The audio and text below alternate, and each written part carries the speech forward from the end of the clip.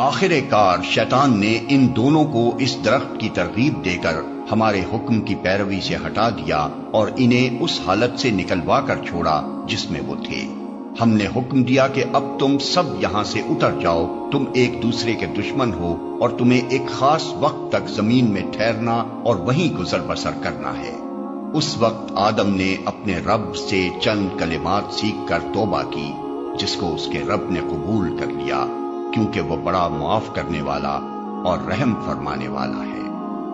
ہم نے کہا کہ تم سب یہاں سے اتر جاؤ، پھر جو میری طرف سے کوئی ہدایت تمہارے پاس پہنچے تو جو لوگ میری اس ہدایت کی پیروی کریں گے ان کے لیے کسی خوف اور رنج کا موقع نہ ہوگا، اور جو اس کو قبول کرنے سے انکار کریں گے اور ہماری آیات کو جھٹلائیں گے وہ آگ میں جانے والے لوگ ہیں جہاں وہ ہمیشہ رہیں گے۔ اے بنی اسرائیل، ذرا خیال کرو میری اس نعمت کا جو میں نے تم کو عطا کی تھی۔ میرے ساتھ تمہارا جو عہد تھا اسے تم پورا کرو تو میرا جو عہد تمہارے ساتھ تھا اسے میں پورا کروں، اور مجھی سے تم ڈرو۔ اور میں نے جو کتاب بھیجی ہے اس پر ایمان لاؤ، یہ اس کتاب کی تائید میں ہے جو تمہارے پاس پہلے سے موجود تھی، لہذا سب سے پہلے تم ہی اس کے منکر نہ بن جاؤ۔ تھوڑی قیمت پر میری آیات کو نہ بیچ ڈالو اور میرے غضب سے بچو۔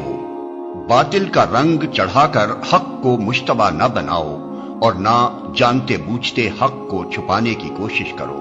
نماز قائم کرو اور زکوٰۃ دو، اور جو لوگ میرے آگے جھک رہے ہیں ان کے ساتھ تم بھی جھک جاؤ۔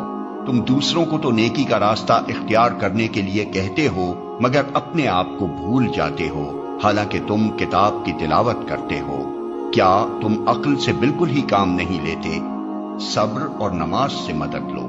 بے شک نماز ایک سخت مشکل کام ہے، مگر ان فرما بردار بندوں کے لیے مشکل نہیں ہے جو سمجھتے ہیں کہ آخر کار انہیں اپنے رب سے ملنا اور اسی کی طرف پلٹ کر جانا ہے۔ اے بنی اسرائیل، یاد کرو میری اس نعمت کو جس سے میں نے تمہیں نوازا تھا، اور اس بات کو کہ میں نے تمہیں دنیا کی ساری قوموں پر فضیلت عطا کی تھی، اور ڈرو اس دن سے جب کوئی کسی کے کام نہ آئے گا، نہ کسی کی طرف سے سفارش قبول ہوگی، نہ کسی کو فدیہ لے کر چھوڑا جائے گا، اور نہ مجرموں کو کہیں سے مدد مل سکے گی۔ یاد کرو وہ وقت جب ہم نے تم کو فرعونیوں کی غلامی سے نجات بخشی۔ انہوں نے تمہیں سخت عذاب میں مبتلا کر رکھا تھا، تمہارے لڑکوں کو ذبح کرتے تھے اور تمہاری لڑکیوں کو زندہ رہنے دیتے تھے، اور اس حالت میں تمہارے رب کی طرف سے تمہاری بڑی آزمائش تھی۔ یاد کرو وہ وقت جب ہم نے سمندر پھاڑ کر تمہارے لیے راستہ بنایا، پھر اس میں سے تمہیں بخیریت گزروا دیا، پھر وہیں تمہاری آنکھوں کے سامنے فرعونیوں کو غرقاب کیا۔ یاد کرو جب ہم نے موسیٰ کو 40 شبانہ روز کی قرارداد پر بلایا تو اس کے پیچھے تم بچڑے کو اپنا معبود بنا بیٹھے۔ اس وقت تم نے بڑی زیادتی کی تھی، مگر اس پر بھی ہم نے تمہیں معاف کر دیا کہ شاید اب تم شکر گزار بنو۔ یاد کرو کہ ٹھیک اس وقت جب تم یہ ظلم کر رہے تھے ہم نے موسیٰ کو کتاب اور فرقان عطا کی تاکہ تم اس کے ذریعے سے سیدھا راستہ پا سکو۔